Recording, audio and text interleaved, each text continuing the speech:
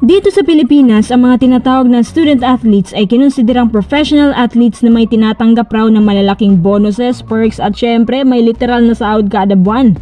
Ayon kay PBA Insider, allegedly, si Kevin Kiambao na star player ngayon ng Lasal ay may tinatanggap umano ng 500,000 kada buwan. Tingnan mo nga naman, halos mas malaki pa sa ilang PBA players ang sahod ni KQ kada buwan at mas malaki pa kaysa ang PBL.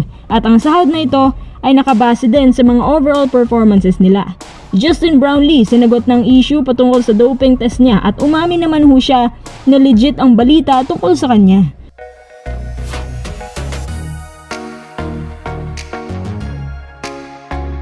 Bago tayo magpatuloy, kung nais mong suportahan ang aking channel, just click subscribe and share. Ang isa sa mga namamahala ng US NCAA na si Charlie Baker ay umaksyon na dahil sa umano'y betting sa loob ng kanilang collegiate league at nagkaroon din umano ng harassment sa mga players. Hindi ako sigurado kung meron din ba niyan sa Pilipinas, basta't ang alam namin may sahuran sa collegiate league natin. Dahil sa issue ng US NCAA, biglang naungkat din yung tungkol sa tanong na may salaries ba na tinatanggap ang mga collegiate players, especially dito sa atin.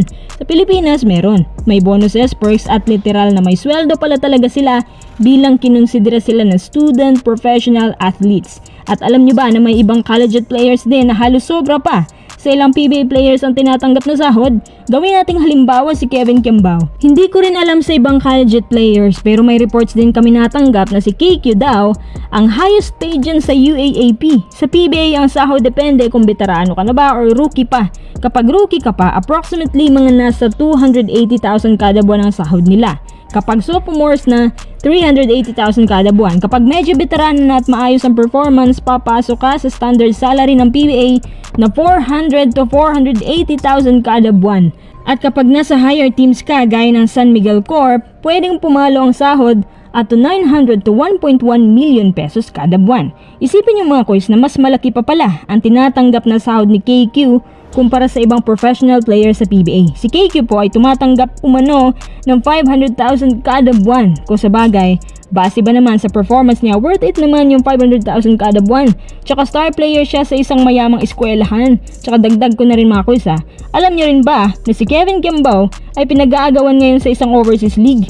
Dalawa sila ni Carl Tamayo. Ito ay ayon kay Korean Bake. Bigla kong naisip na kaya pala umaalis yung mga potential rookies dahil malaki naman yung tinatanggap nila sa UAAP. Pagdating sa PBA, biglang ang baba. Mas mabuti na nga maglaro overseas dahil high quality pang liga, high quality ang sahod, high quality lahat pati lugar, pati buong staff. At para sa akin, sa performance ni KQ sa Lasal, sa strong group at Gilas, naku, deserve niya ang ganun kalaki.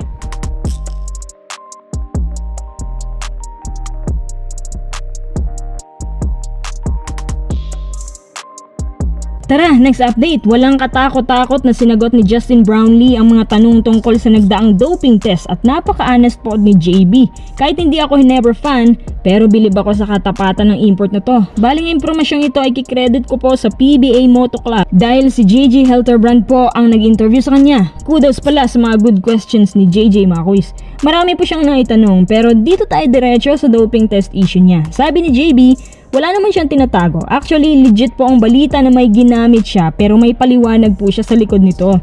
Base sa system ni JB o yung tinatawag na daily routine, may ginagamit talaga si JB para gamutin ang mga back pains niya o sa kahit saang katawan at tinake niya ang gamot na yon bago nagsimula ang laban sa China. Kung hindi ako nagkakamali, ininom niya ang gamot doon sa LA. At sa US mga kuys, hindi bawal ang mga gamot as long as prescribed or yung medicinal purpose lamang.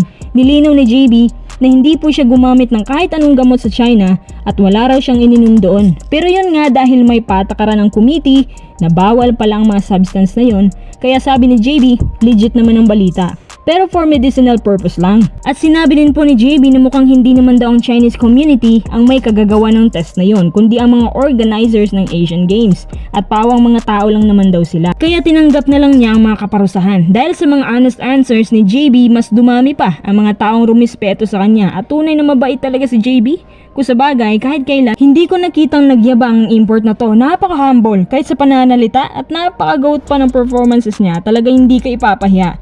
Isa lang masasabi ko, mapalad tayo na meron tayong Justin Brownlee sa ating national team.